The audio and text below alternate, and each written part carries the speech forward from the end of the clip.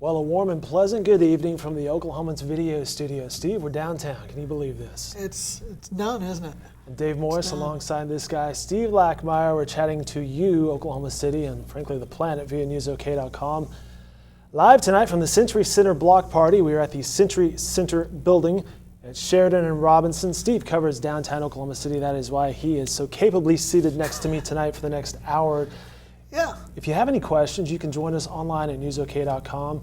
If you're in the vicinity, feel free to stop by. The block party here at the Century Center building is open 5 to 7. It's free. Feel free to stop by. There's a NewsOK app. If you have that, you can win some prizes from us, from Mahogany Steakhouse, from Revolve Pizza.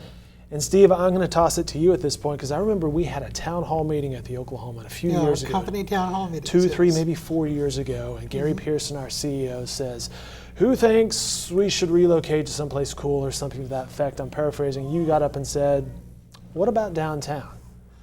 And here we are. Yeah. And what's great is we have all this interaction. Come on in. Hey, guys. You want to be online? The goal tonight, by the way, is a very loose, casual, it's a block party, for goodness sakes. So. That's right. Hey, guys. Hi. So, are you getting to see the whole place today? So I think, let's see now, you've got the pizza place, Revolve Pizza, giving away some stuff. Next we're going to get snow cone. There's going to be some Oh, you snow got a cones. snow cone? Very nice. Oh, there you go. What's your favorite flavor? Strawberry, cherry? I don't know what kinds they have. You like red? I don't know what kinds they have. Mine's probably cherry. Cherry. Nothing wrong with cherry. Yeah, mine's probably cherry also. I like orange. Orange. This is breaking the mold right here. We got 2 reds and an orange. Maybe an OSU fan? Maybe. Sort of. Oh, yeah. Oh, you. Yeah, oh you. Got the fans early. That's I like right. it. That's right. Very cool. Thanks for stopping by tonight. We certainly appreciate it. Enjoy those snow cones and perhaps the pizza next door. Thank you. Yep, there's going to be some music too, so enjoy yourselves tonight. Thanks. Thanks for visiting. Thank you. Bye. And that's kind of the fun about tonight, Steve, is it really is a come and go. And we're seeing a lot of people fill in the ground floor. Again, we're at Wow, there's a lot of people coming in now. Sheridan This is and amazing. Robinson, downtown Oklahoma City. It's a free event from 5 to 7. Feel free to stop in and talk. And again, Steve, we had that idea of where could the Oklahoman relocate? And of course, you cover downtown Oklahoma City, but I think you had some foreshadowing of the emergence of the cool factor, maybe? Yeah, what's happening downtown is amazing, and it's only picked up steam the last few years. I knew that Myriad Gardens was becoming a real destination. It was kind of a sleepy place for a long time. It was never fully fleshed out. And Project 180 was really doing a great makeover where it's a gathering spot where the community comes every day, whether it's for free concerts, free movies, to ice skate during the winter. Because you really could see that in the Myriad Gardens on a Sunday night when they got the movies up and running. And you're right, the ice skating, which they sort of had, I guess, over the past few years with opening night. Right. That was always a big deal, the Brahms skating rink or whoever happened to be backing that at that point. You could see the interest in people's, like, if there's something going on downtown, if there's a reason for me to be there, perhaps I will go there. And what was amazing was in the middle of all this life and vibrancy, you had one building that I knew very well that was sitting dormant for 20 years. Now, Steve, I'm born and raised Oklahoma City, and you and I have worked at the Oklahoman for a long time. I'm working on 19 years. You've been here longer than this, 25 years, a quarter century, if you will. I pass this building all the time. The only time I would come into it is if I happen to park in the garage to go over to the Cox Center and manage to go through the wrong door and work my way through the maze. This was just a nondescript building that I avoided. Didn't even think about this. Yeah, it was built during the urban renewal era as part of the Sheridan Hotel development. It was originally supposed to be a shopping mall. And you had some great buildings here. You had the Baum Hotel, you had the Criterion Theater, and they were torn down because they were going to remake downtown Oklahoma City. And they built this shopping mall, and it has garage parking 2 floors below and a couple floors above, and it just went nowhere. And it was dead by the mid-'80s. So come on in, it's all right. I'm getting the feeling we should have had like Halloween. Oh, it's all right. Actually, we have someone coming in who knows all about this building. What's that? You've been shanghaied. Do it. Come on in. Oh man, here. I'm gonna do something.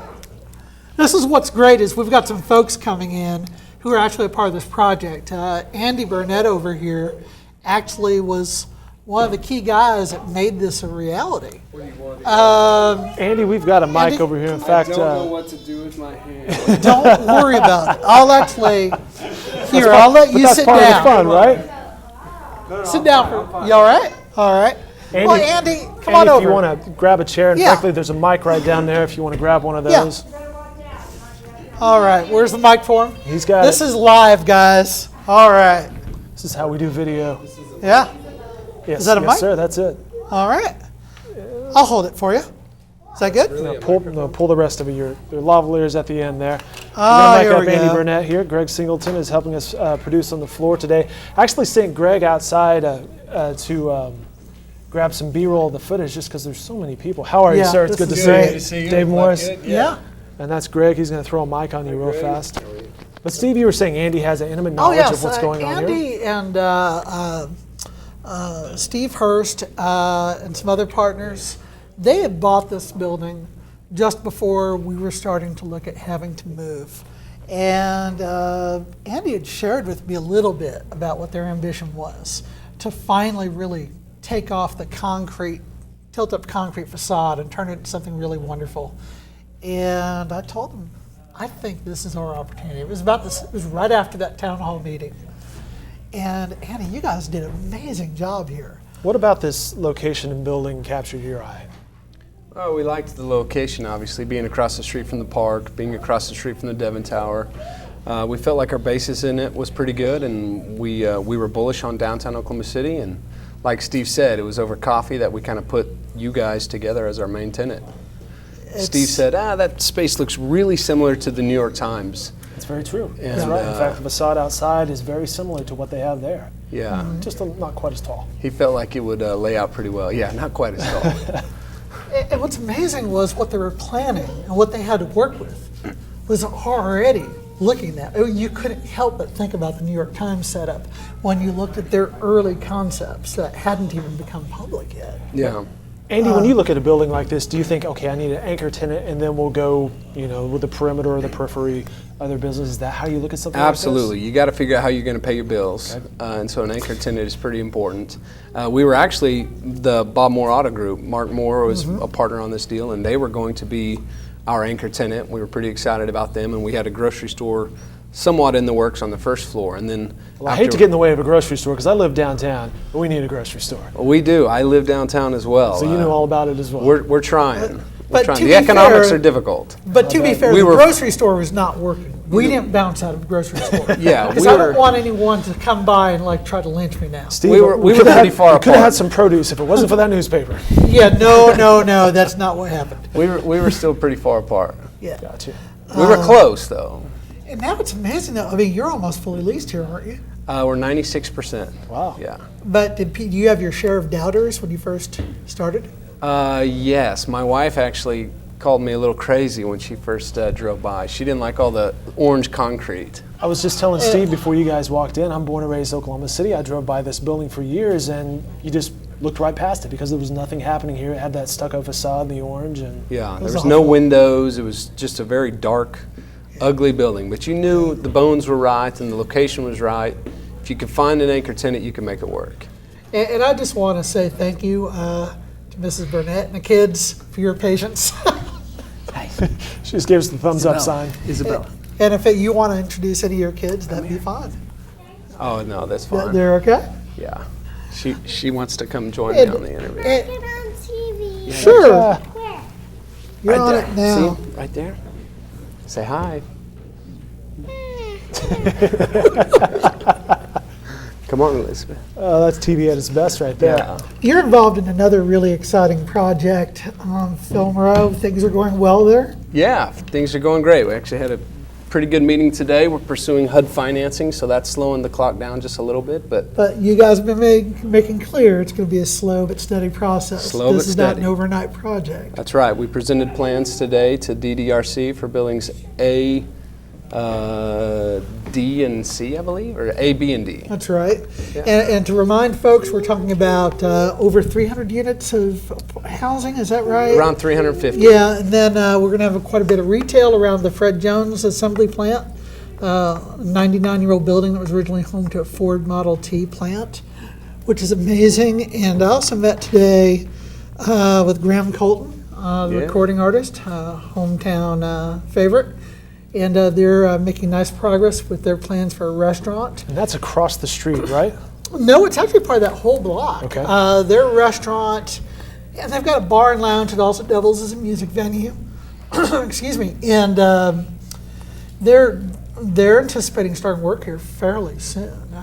They've got a chef on board, and they'll be announcing their concept and their name pretty soon.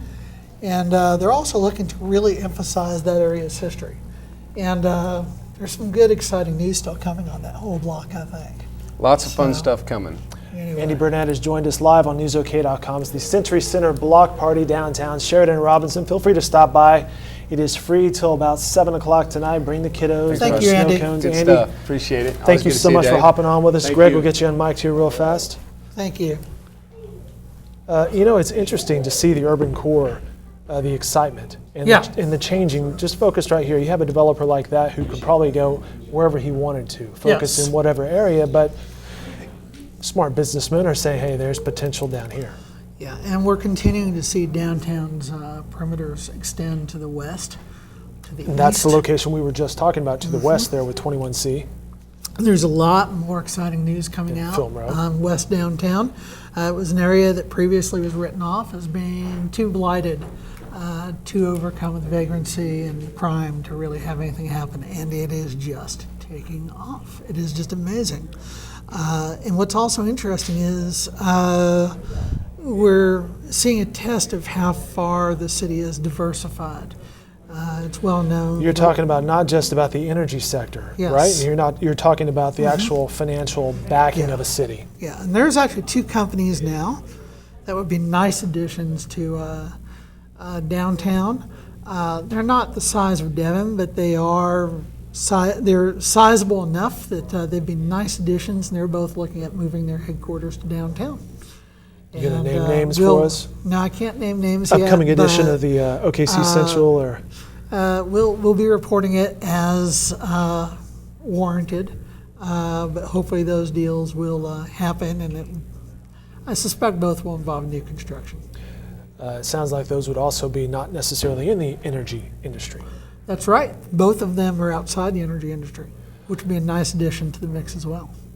I mentioned I've been at the Oklahoma for 19 years. He's been here for 25 years. It's been quite the change. I was going back through the archives and reading a story you wrote earlier this year. The newspaper's roots date back to 1889, and there were Yeah. 5 different locations before the Oklahoman building that still says the Oklahoman, where I believe the YMCA office is right now. Yeah, one of the things that has been a challenge to me as I've tried to research the city's history and also the newspaper's history is there's 2 different accounts. Because the Oklahoma Publishing Company obviously was started in 1904. I better get that history right. Just masthead stuff, that's okay. Sweating it. But then the Oklahoman supposedly got started in 1893. But then I was hearing other accounts, including in the Encyclopedia of Oklahoma Newspapers and in official state history sources that started in 1889. So I went back into the archives at the Oklahoma History Center, pulled up a lot of microfilm, and I found out what happened.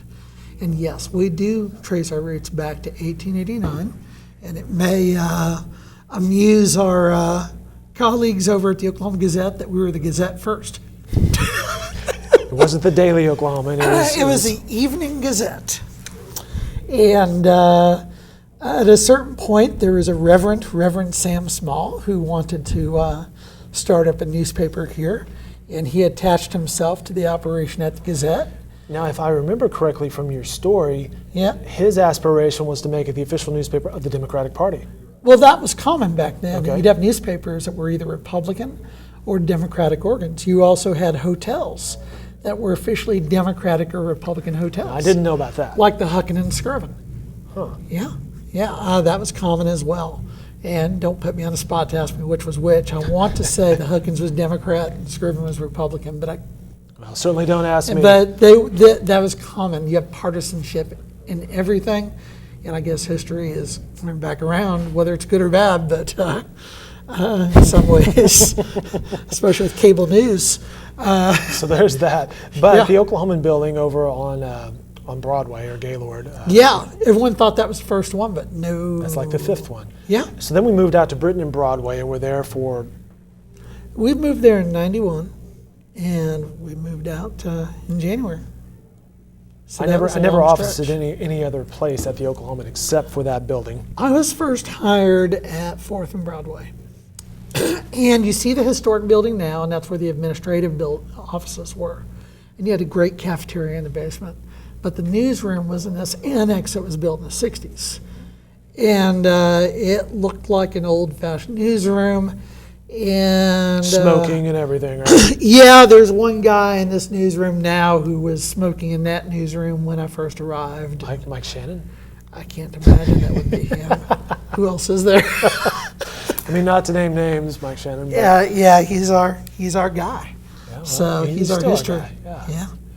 But it was an amazing time to be downtown too, because it was the last vestige of the old newsroom there were typewriters still and all that. This building here, we're at the Century Center block party at the Century Center building. We are bookend, if you will, by a couple really good eatery places. We have Revolve Pizza Kitchen to the north, to the south, Mahogany Prime Steakhouse back behind us, the YMCA. I was going to ask Andy, he mentioned this building was 96% occupied. Yeah. What the other 4% was. There's one small space that faces Sheridan Avenue, and it's probably best for a doctor's office. It's kind of a L shape that crawls out. It has one or two windows, but it would be best for a doctor's office probably. Sheridan Downtown Hotel, of course, is back towards the east of us. St. Anthony's Physicians Group, Bank SNB. Yep. They kind of fill out the Century Center building, if you will. Now, tonight, we mentioned there's a lot of activity going on, a lot of people roaming around, the kiddos and the family. It's great to see the community involved here tonight. Yeah. There's also musicians outside Mahogany, outside Revolve, back in the lobby behind us with the elevators, and over at the Sheridan. Those musicians, local musicians from ACM at UCO, yet another local angle to tonight. Oh, it's huge. You know, when I was teasing that story was about to be broken and everyone was trying to figure out what it was, and I posted a photo of School of Rock, and everyone thought it was a Hard Rock Cafe, and I said then, and I'll say it again, it was far better than a Hard Rock Cafe. I'll take ACM over that any day. ACM's a very cool thing, and there's such a good base of local musicians here. Oh, it's been amazing for our local music scene. Plus, think of the talent that's been in there. Jackson Brown. You've had Ben Folds was there. Yep, Roger Daltrey was in there. Just to drop names. Yeah, you know, we still need Paul McCartney in there probably. At Maybe some point. Billy Joel. That'd be good, right? Oh, I'd love to see Billy Joel in there. He's playing in Madison Square for about the next 10 years. He's got like a residency for as long as he Yeah, wanted it's an there. amazing deal. I mentioned St. Anthony Physicians Group is here. They are among those participating in some of the fun tonight. They're giving away gift certificates and a Fitbit, if you will. Steve, they, I believe, perhaps moved from up the street at First National Center. That's right. Yeah. And that's one of the stories you've been tracking. What's new right up the street at First National Center? It's better now than it was on Wednesday. It's amazing how much that changed in about a week, right? Yeah, we've been covering that pretty much nonstop for this past month. First National is really one of our incredible historic resources. It was built in 1931. It's got this incredible great banking hall. And it's been under very, very poor management and ownership for quite some time. And as of this last couple years, you have this guy who either owns it still or owned it, now a convicted felon. Aaron Yashofar, I believe. Yep. And now you've got a judge saying he can't tell who owns it. And meanwhile, Judge Friet. Yep. And we don't know if we'll know in the next 7 years whether that'll be resolved. But it was getting bad. The air conditioner was shut off. The elevators had quit working. The escalators had quit working. It was getting to be a very bad situation. Well, and in a structure that historic and that tall, you sort of need air conditioning and elevators. Yeah. And so it was going to be a public safety issue, and the judge finally recognized this can't go on. And so he put it in receivership on Thursday, and within 24 hours, the receiver, Jim Perrick, a very respected guy in the real estate industry, and an experienced receiver, he did Crossroads Mall, he had the air conditioning turned back on in 10 hours. Now, how did he do that? Did he just know the right people to talk to? Yeah. It seems like, hey, Yeah. if there's a problem, stuff isn't getting done, somebody else comes in and gets it done. How does The that happen? night before the receiver was appointed, he had been advised this might happen, and he got on the phone with Bank First and arranged for a potential line of Gotcha. credit. And then he knows the people who can get things done. Because it does take money. Did you ever see the movie Pulp Fiction? Sure. What was it, Mr. Wolf? Jim Perrick's, I guess, the Mr. Wolf in some ways He's here. playing the role of Mr. Wolf. He gets in there and he gets it fixed very quickly. That's what it And takes. it's impressive, but you can go in there now and actually take the escalator up to the great banking hall, and there's no threatening signs preventing you from doing so. One of the things Steve Lackmeyer has reported that could go into the First National Center, a hotel, and you're right, that great banking hall Yeah. just lends itself to Yeah. something like that. And then you might have seen the photo in the Sunday Oklahoman of this great potential atrium space that you could create above that. This place has so much potential, and I think most developers I've talked to who want to do something on this have talked about doing a great banking hall as this great lobby and restaurant space, et cetera, for a hotel, and going up 10 flights or whatever for a hotel. The other dozen floors or so you would have as housing, apartments or condos. How nice would that with be? an incredible Be a fantastic home view. on the top floor in the old Beacon Club. And then you'd have retail restored to the first floor, and then some office space still. So that's what we're looking at, and I think we're going to see this happen. I've been up top at, what's it called, City Place? Yes, and they've already done some conversion. They have housing, that so- condo up top there, and it is Yeah. fantastic. Hey, Dave, we've got some folks here I want to Bring talk them to. in. Let's bring them in. These folks, Gentlemen. Sadina, I just saw you this morning at the Bricktown Urban Design meeting. All over the place. Hello, sir. Dave Morris. Can we grab one more chair Dave up here Morris. by chance? Doug? We've got a chair right there. Paige will get you guys mic'd Hey, up. We'll throw good you to on. see you. It's the Citrus Center block party. We are chatting live with Steve Lackmeyer. It's a come and go situation. It's free 5 to 7, so another hour and a half here talking about downtown Oklahoma City, the development that's going on down here. And again, it's an open house tonight for the Oklahoman, Mahogany Prime Steakhouse, Revolve Pizza Kitchen, the YMCA, Sheridan, a cast of thousands here. Steve, who's joining us?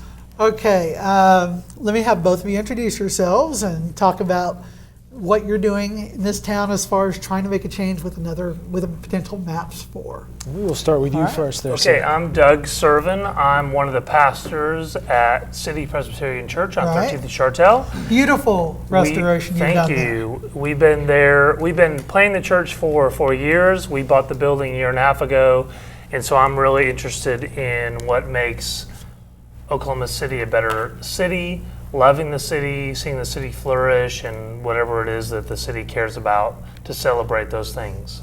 And so, I just saw you this morning, Yeah. but talk about your role with this effort. So I'm Sandino Thompson, and I executive director for It's My Community Initiative, also director of urban services for a company called Public Strategies, and we do a lot of work in the northeast side and actually throughout the state and Oklahoma City around workforce development. We have some programs that deal with those re-entering society, deal with long-term unemployed. We do a lot of family strengthening work, just around sort of education and that kind of thing. So, and then in addition to that, I've got a background in engineering personally. I spent 10 years in the construction industry doing neighborhood revitalization work in that field, along with commercial and military and other kind of construction. So it's really kind of a bridge for me. I've kind of spent a lot of time with the social aspect of things, and also spent a lot of time with the built environment aspect of things, and moved back to Oklahoma City about 5 years ago, and just really felt like it was time to be home, and it was time to really try and make the change or be the change that you want to see. This was an opportunity that I had kind of run into a few folks who were thinking about it, and once I heard about it, I said, yeah, this is what we need. I spent a lot of time in Ward 7, and so it just felt like we really need to be a part of that conversation, and so that's kind of how I came to the Maps for Neighborhoods idea.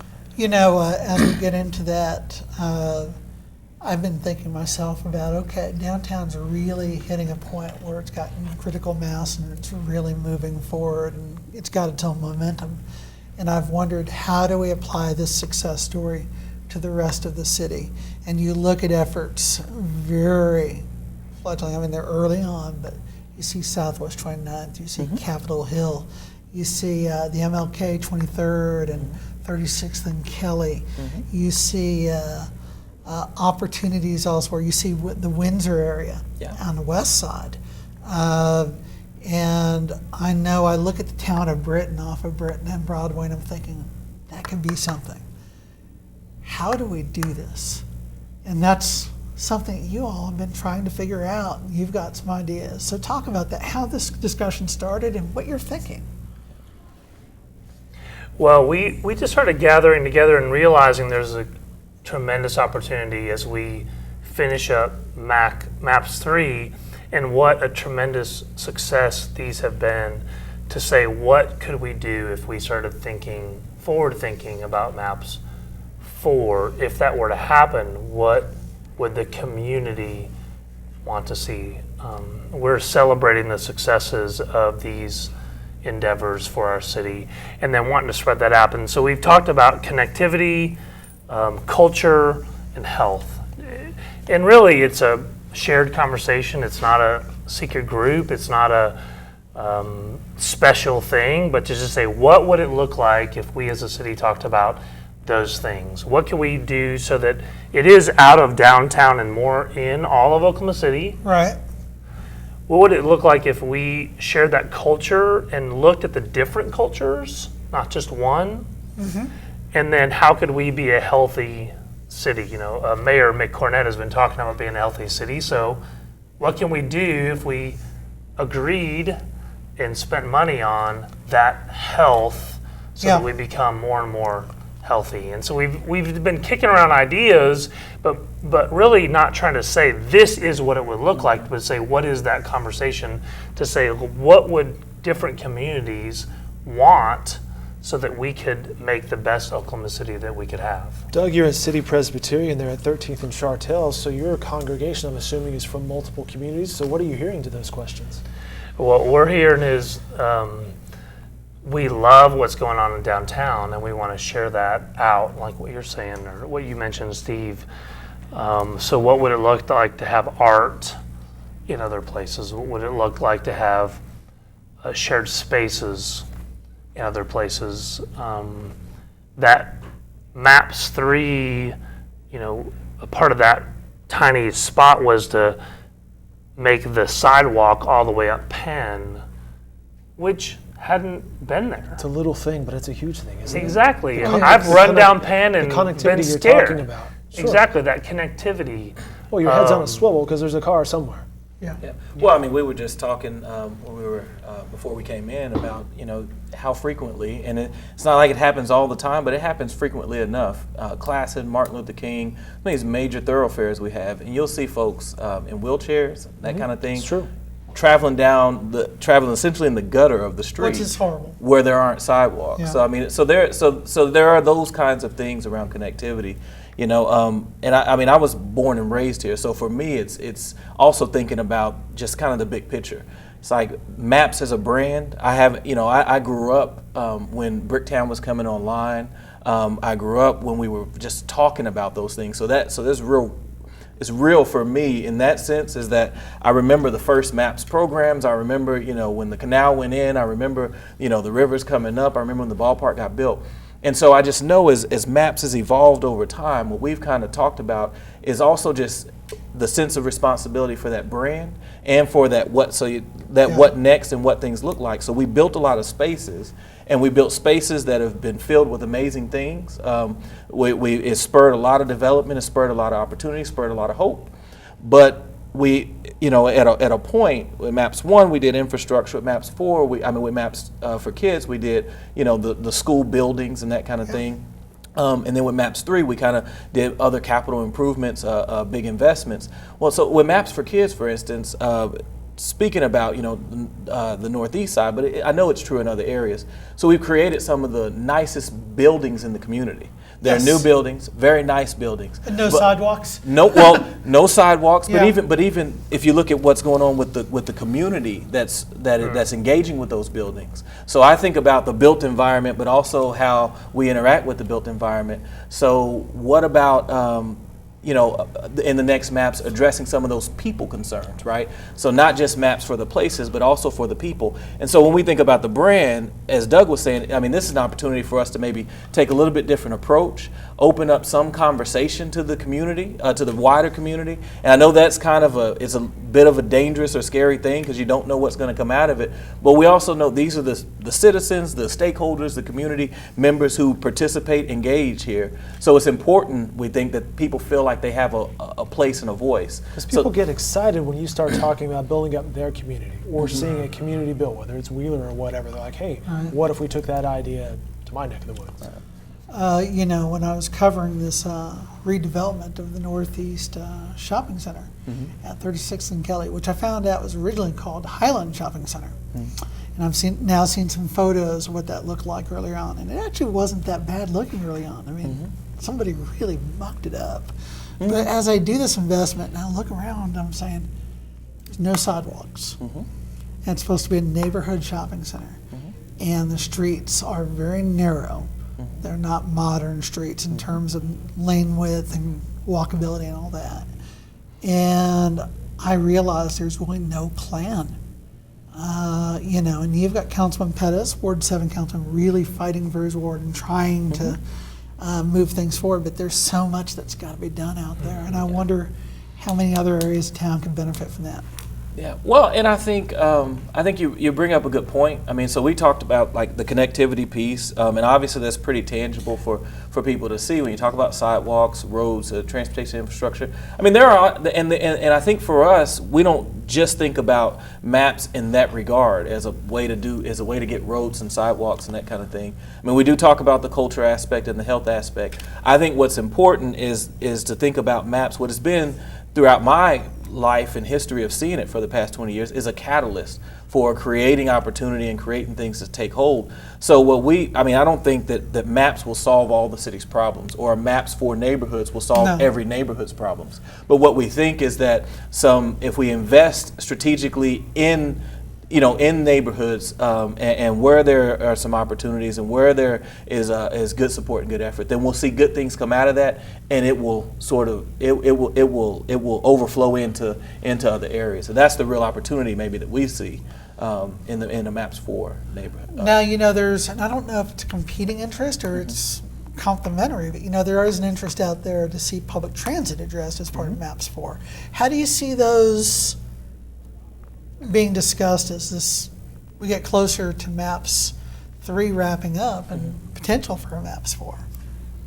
I mean, do you see those being complementary, or do you think they're going to end up competing? I think they're very complementary because they speak to that connectivity piece where people can get around and move to different places and then have the ability to create a better life because they're not trapped in their little zone necessarily, but then they appreciate where they are and they come back to it and they're grateful for it. And so like the connectivity plus the health and culture makes that place fantastic to where people are proud of it and they're thankful for it and they want to invite other people to it, and you can get to it in more ways than just one.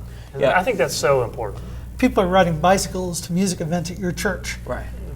Dozens of them I find on typical events, it seems like. So I can give you, there are a few tangible kind of examples that I think about, and I can speak more about the Northeast side. It's what I'm familiar with, but I think it applies definitely to a place like Capitol Hill, some of the other close-in neighborhoods that are really screaming for some attention and some investment.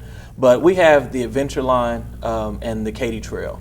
And so for us, so that's a connectivity thing. It's obvious infrastructure. So the idea of better connecting Bricktown, Deep Deuce, essentially to the Adventure District, which I think there's a lot of benefits to tying those two things together. But then there's this community in between.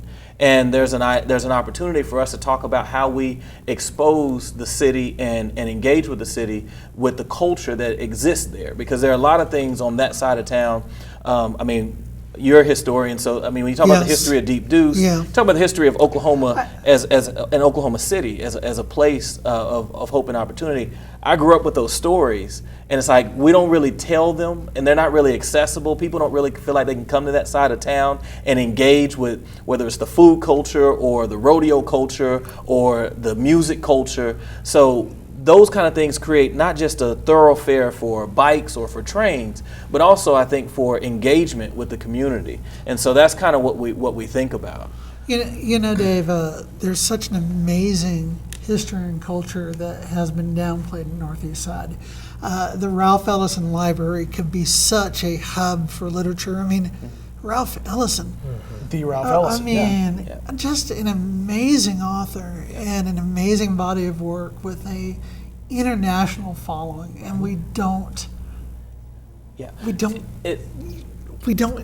highlight that enough. It's hard to get there. Sometimes, Yeah. I mean, it's remarkable because if you go to New York, I mean, people know about Ralph Ellison because he was instrumental in that sort of Harlem Renaissance, that transition period of that time period. Langston Hughes, I mean, you have all these folks who talk about Ralph Ellison. Yeah. And what was Ralph Ellison doing? He was talking about Oklahoma. He was talking about where he was from and this uniquely Oklahoman culture where you had all these people from different parts. You have slaves coming off the plantation. You had men, women, and children. Women sometimes leading the efforts into these land runs or just settlements in general. So what Oklahoma City was for him, I mean, he talks about so eloquently. Yeah. When we start talking about, we want to be the next Dallas or the next Austin, it's like, no, we have a culture here. And we have icons like a Ralph Ellison who have actually showed a pathway. And to but show we you don't how highlight. relevant he is, I just read an article in the New York Times the other day where someone was talking about in their community, and of course we still have a big issue with race relations in this country, but they were talking about what they had encountered was not your overt cliche racism, but he talked about the experience of being the invisible man, Yep. Ralph Yep. Ellison's Invisible Man, and what that meant. And I just stopped. I had to read that twice, and I'm like, I know what he's talking about. Yeah. And it's amazing that this is still extremely relevant, maybe even more relevant than it was. Right. As this subtlety has crept into all that. We've not dealt with it enough. And then you've also got Jimmy Rushing. There's a great YouTube video of him on a PBS special in San Francisco in the late 60s. And it is hilarious. It's incredible music. The 5 And by he 5. he was an incredible character. And I loved it. And I posted online, and I'm thinking, where can you go in the city to really... To access it. To Yeah. access and feel that. And I look at 23rd and MLK, and I look at the proposed development, I'm thinking, and I look at what y'all are talking about, I'm thinking, I hope that we're able to figure that out. Yeah. And I've got no idea as to how to do it. Well, we feel like it's coming. I mean, so one way or the other. And so and that's the thing. There's a groundswell. There are a lot of young professionals, folks who are new to the city, but also those who returned. Since I've been back, I'm encouraging classmates, other folks who I know who are out there. I spent time in the Floridas and the Texas, but this is home, and there are a lot of things for us to say about this place, and there are a lot of uniquely Oklahoman things. Like talk about the culture, so like the idea of being able to invest now with Maps for Neighborhoods in the infrastructure for Ralph Ellison as a library. It's just it's a nice amenity for the neighborhood. But what about it as a cultural location, a beacon? It could be so right? much more. You build around Absolutely. Absolutely. So those are the kinds of opportunities we think we want to engage with the community, with the surrounding communities, with the neighborhoods. But those are the opportunities we think are possible. It's like, let's think about how we tell that story, how we bring it into the 21st century and really make it real with all the things we got going on around the country. Here in Oklahoma City, we have our challenges and our strengths, but let's play those up and let's engage with those conversations. Yeah, I agree. Yeah. Right. Sometimes that's the most powerful thing is thinking and an idea. Yeah. Get that groundswell. Yeah. Chatting with Cedino Thompson, I believe. Yes. May have said that correctly. Yeah. Doug Servin. The Century Center block party here. People are Thank still you all for joining us. This was Yeah, it's a great. pleasure. Appreciate Great it. to be here. Yeah. Thank Thank you. And some incredible community gatherings at your church, incredible live acoustic music that takes place. Thank you for all you've done to open up your historic building. And as a matter of fact, that church building was where E.K. Gaylord I was a member. Really? It's true. And he was able to walk to church back there. That's right. He built that church. Yeah. Yes, he did. Well, it was a fantastic building, that's for sure. Yeah. So, Guys, thanks so much. We'll let you go and get back to the Century Center block party. Yeah, there's Thank a you. scavenger hunt or something, so I Yeah. gotta go get some It was great dots to meet on you it. guys. Yeah, appreciate it. thank you Thanks, for Steve. coming by. Appreciate Greg will it. get you guys unmiked, and again, it's the Century Center block party. Steve, we're about to wrap up here. We've been live for almost an hour. And Are there any questions that have been posted that we need to answer real quick? I think people saw me log in and said, no, we want to chat, we want to chat with Steve, not Dave. So I'm not seeing any questions Okay, here, we're but if good any of then. those come in, we'll certainly Which is fine. throw them your way. Hey, Steve, one thing I want to talk to you about before we get out of here, coming up this weekend, Hotel Black, which is right down Yeah. the street, the implosion, it's Sunday morning at 8 a.m. Yet another historic moment in Oklahoma City, really. Yeah, we've not seen an intended demolition implosion like this downtown since the days of Urban Hole in the 70s.